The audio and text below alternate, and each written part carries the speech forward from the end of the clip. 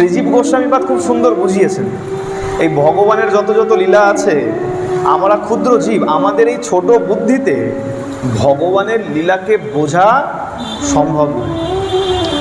ভগবানের লীলা বুঝতে গেলে পরে তেমন বুদ্ধির প্রয়োজন, তেমন ভক্ত হওয়া প্রয়োজন। উপযুক্ত ভক্ত হলেই ভগবানের লীলা বোঝা সম্ভব।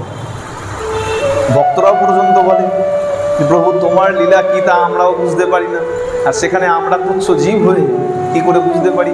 শ্রীজীব গোস্বামীপাদ বোঝাচ্ছেন, বলে শোনো, এই রাধা কৃষ্ণ কেমন জানো? বর্তমান যুব সমাজ তো প্রশ্ন করে, এই প্রেম করছে কৃষ্ণ আর রাধা।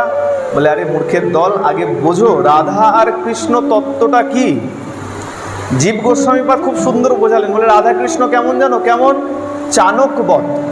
কেমন চাণক্যবৎ, চয় আকার ন ক ব আর খণ্ডত্ব, চাণক্যবৎ, চাণকের মতো। চাণক মানে চানা, চানা মানে কি? ছোলা, ছোলা মটর সবাই বাড়িতে খাই, রাত্রবেলায় ভিজিয়ে রাখি, সকাল হলেই ফুলে মোটা হয়ে যায়। হ্যাঁ, আর যখনই সকালবেলা ফুলে মোটা হয়ে গেল, সকালবেলা হাতে নিয়ে যদি হাতের মধ্যে রেখে বা আঙুলের মধ্যে রেখে চাপ দাও, কি হবে? ভেতর থেকে দুটো শ্বাস বেরিয়ে আসবে। আচ্ছা এখন বলো তো, ওই যে দুটো শ্বাস বেরিয়ে আসলো, এবার এর মধ্যে কি কোনোটা আলাদা আছে? কোনোটা বলতে পারবে যে এই অর্ধেকটা ছোলা আর এই অর্ধেকটা ছোলা নয়, বা এই অর্ধেকটা মটর এই অর্ধেকটা মটর নয়? একই বস্তু, দুটোই মটর।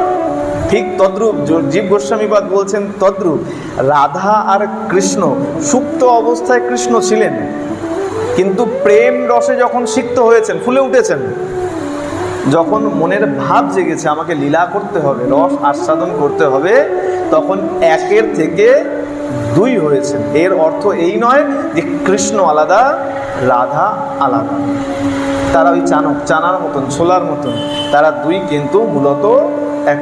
প্রেম সে বলো।